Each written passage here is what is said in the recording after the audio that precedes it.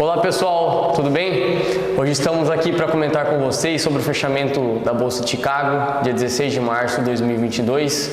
Hoje foi um dia de fortes baixas generalizadas na Bolsa, tanto para soja quanto para milho, trigo principalmente, fechando em limite de baixa. E hoje a gente está aqui para comentar o que vem interferindo nesse mercado, do começo de segunda até quarta-feira desta semana, o que está fazendo esse mercado ir para baixo e entender um pouco o que a gente pode esperar durante essa semana e até o fim desse mês. Hoje o Rami está aqui também para comentar sobre isso e ele vai explicar alguns pontos para nós. Wellington, mais uma semana bem, falar assim, movimentando muito o mercado com fatores atípicos. O trigo hoje, que nem você falou, fechou em alta, limite de baixa, desculpa. Só que o que está mostrando isso para a gente? A gente tem um óleo de soja em patamares históricos muito altos, farelo de soja também, que são os fatores que estão segurando soja. Uma coisa que eu queria comentar, digamos assim, em outros anos que a gente viu isso, quando uma commodity tão importante quanto o trigo tinha um limite de baixa, ele puxava na carona, digamos assim, todas as outras. O soja se manteve firme, digamos assim, hoje fechou aí com 8, 10 pontos de baixa, então uma leve baixa perante o estresse que o trigo trouxe para o mercado. Isso mostra o quão forte é a demanda pelo soja. Um dos fatores que deixa o soja, digamos assim, firme em Chicago, o Paraguai consolidou a safra deles, veio com uma quebra, eles finalizaram a safra deles em torno de 3 milhões de toneladas, algumas agências acreditavam até menos, algumas falavam até em 2 milhões e meio de tons, a gente pode até ver esse número baixar um pouquinho aí em alguns dias.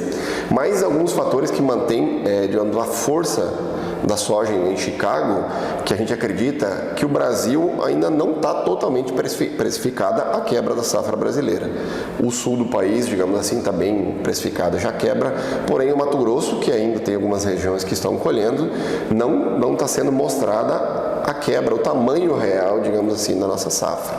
É um assunto que a gente vem falando nos últimos vídeos sobre isso. A gente acredita em quebra de até 15% aqui no Mato Grosso, a gente acredita que é um número que o mercado ainda não viu e é o que mantém aí, digamos, esse Chicago firme na soja do jeito que ele está nos últimos dias.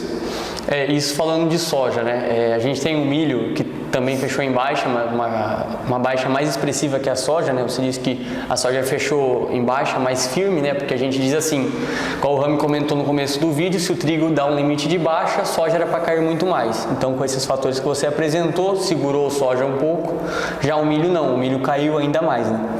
O milho ele já é mais, digamos assim, correlacionado com o trigo. O milho eu acredito que deve ter fechado próximo a 28 pontos de baixa, então ele é mais ligado, digamos assim, ao trigo, ele é mais sensível a uma queda. Alguns fatores também que a gente deve ter vou falar assim, um certo cuidado, a gente gosta de falar para o nosso cliente, para o nosso produtor, que não são só fatores positivos e negativos, mas a gente gosta de trazer para a mesa tudo para ser discutido. Uma coisa que a gente tem que ter cuidado, Chicago está muito alto, tanto soja, trigo quanto milho. O que isso gera a nível de mundo? A gente tem que pensar num nível macro. Isso traz muita inflação. Então, digamos assim, uma opinião própria. Tem algumas, se fala assim, qual que é o limite de soja, milho, trigo e outras commodities? O limite não tem. Porém, a gente sabe que essas commodities alimentícias trazem inflação para todos os lugares do mundo. Um alimento muito caro vai trazer muito problema, digamos assim, para os governos. Então, a gente tem que ter um cuidado que tem sim, digamos, um limite psicológico para isso. Vai chegar num nível que vai se tornar muito caro, vai ser, entre aspas, criado fatores para fazer baixar esse mercado.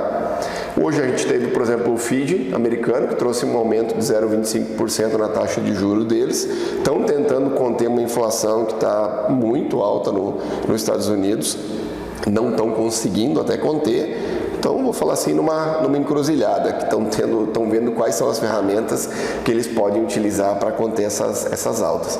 Outro fator que deu uma seguradinha, por exemplo, no soja, esse é um fator negativo. O lockdown na China, onde estão confinados mais de 50 milhões de pessoas. Essa é uma notícia que seria muito pesada em outros tempos no mercado. O mercado de soja fechou com aí 8, 10 pontos de baixa. Então, mostra o tamanho da força altista que tem para o mercado de soja em Chicago. Produção de trigo na China já é uma produção péssima, acho que é pior de vários anos que tem no mercado. O trigo que resta deles de uma qualidade péssima também. Então até um contraponto. Como é que se Chicago vai dar um limite de baixa no trigo com uma safra chinesa? Sim. Isso aí a gente tem ainda dentro desse contexto todo o fator guerra Rússia aí com a Ucrânia, que parece nessa semana que acabou dando uma esfriada. Porém, tem algumas dúvidas ainda que tem que ser resolvida no mercado. Por exemplo, essa ajuda militar que a Rússia solicitou para a China. Por enquanto não aconteceu. Tem uma pressão muito grande da União Europeia e dos Estados Unidos em cima da China. Acreditamos que não aconteça nada. A China não acho que não vai querer entrar de cabeça nessa guerra. Isso está deixando, vou falar em stand-by essa guerra, mas como a gente falou, parece que está se arrefecendo um pouquinho os ânimos, está um pouquinho mais frio e o mercado está, vou falar assim, está mostrando isso. Esse limite do trigo hoje a gente acha muito que é por causa desse possível acerto que está tendo entre Rússia e Ucrânia.